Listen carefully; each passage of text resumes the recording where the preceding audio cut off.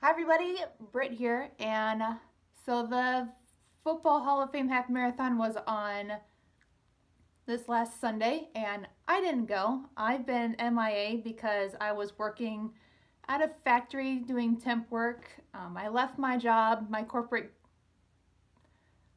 job is done. I left that in November, and while I was applying to other jobs and interviewing during the day, I couldn't just sit around and deal with that. So to stay busy and make some extra money, I took on this factory temp job, which was the most manual labor I've done in my life. There's going to be no comparison to 8 to 12 hours a day of working out. It was lifting a lot of boxes. It was a slight lean over these assembly lines and packaging. It was intense, and I would get up in the morning after we did hand packing, and I had so much pain in my hands that I couldn't function. I couldn't do anything else. So I put running on the back burner. I made it to a couple park runs, but I was getting more fit, and my core is so much stronger after this job. That job ended last week.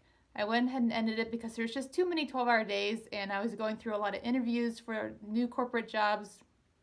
So I just had to stop. But in doing that, now I have time to start up a new training cycle. So I'm back here on YouTube to document.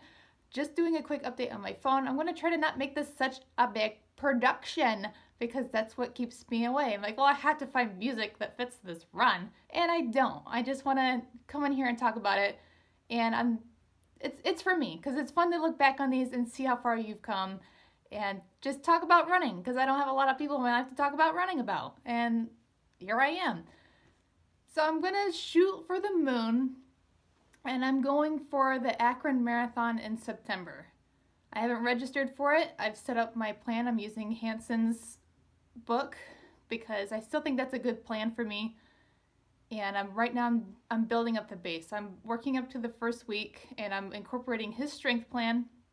So I've just gone through the first week, and I have 3 weeks left, and it's it's just new strengths that I'm discovering and weaknesses from the factory job. I walked about 3 to 4 miles a day while I worked at the factory, but that continuous running, which just like escaped me, like the endurance and the aerobic system, I guess, that's gone. So I'm building that back up, but I have all this new strength. Like my squats are a powerhouse. I can, yeah, squats are no big deal. So now I'm enhancing those, and those are making my running a lot stronger. A lot of core strength, new shoulder and posture strength because I had to be upright doing all this work all day. And that was just such a huge benefit after so many years of working a desk job in a corporate office.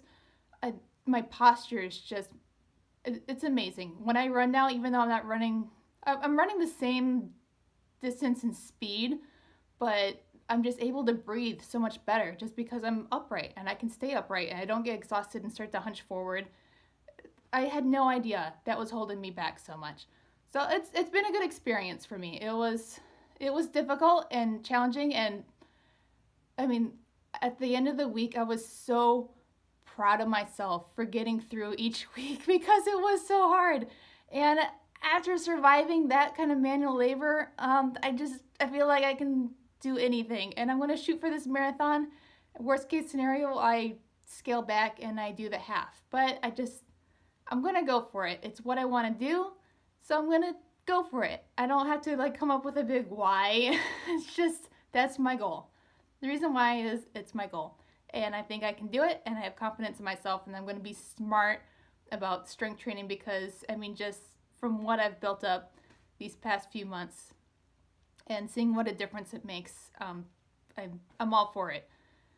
So this next few weeks, I'm still building up my base, and then I'll start my first week, and I'll let you guys in on my little journey here again.